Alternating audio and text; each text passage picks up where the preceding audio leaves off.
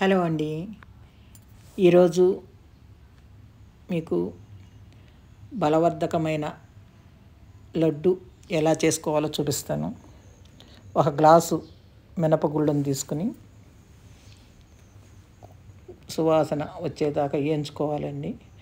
మరీ మాడకుండా కొంచెం బ్రౌన్ కలర్ వేయించుతూ ఉండగా వాసన వస్తుంది. అప్పుడు విడిగా ప్లేట్లో తీసుకోండి.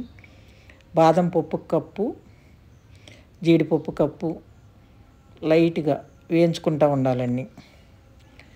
మాడకుండా కూడా సిమ్లో పెట్టి దోరగా వేగనివ్వాలి. ఆ రెండింటిని కూడా కొంచెం కూడా మాడకూడదండి. మాడితే టేస్ట్ మారుతుంది.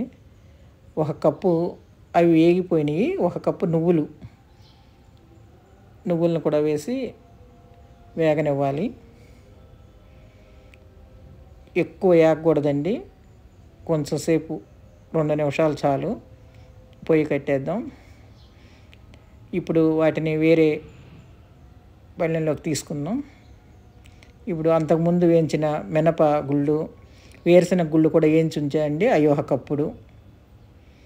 ఇవన్నీ కూడా కలుపుకొని మిక్సీ వేద్దాం.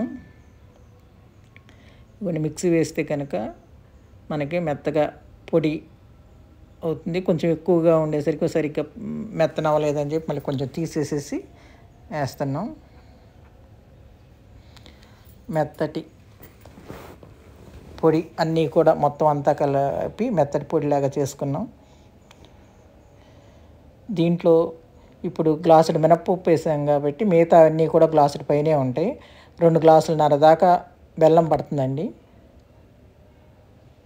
లేకపోతే తీపి సరిపోదు.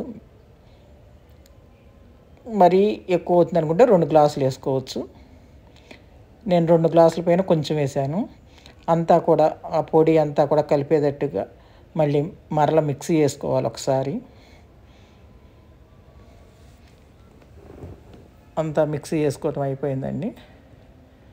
దాన్ని మొత్తం మనము అంతా కూడా ఒకసారి కలుపుకొని నేతిని కొంచెమే పడుతుందండి నెయ్యి. దీనికి నెయ్యితో మొత్తం కూడా కలిపి ఇలా ఉండలుగా చేసుకుంటే పిల్లలు బాగా ఇష్టంగా తింటారండి. రోజు కనుక ఇలా పిల్లలకు పెడితే కనుక చాలా బలమైన ఆహారం కింద వస్తుంది. ఇది అన్నీ కూడా జీడిపప్పు, వేరుశనగ గుళ్ళు, నువ్వులు, బాదం పప్పు అన్నీ ఉన్నాయి కాబట్టి చాలా మంచిదండి పిల్లలకి. ట్రై చేసి చూడండి, మీకే తెలుస్తుంది. Thank you all.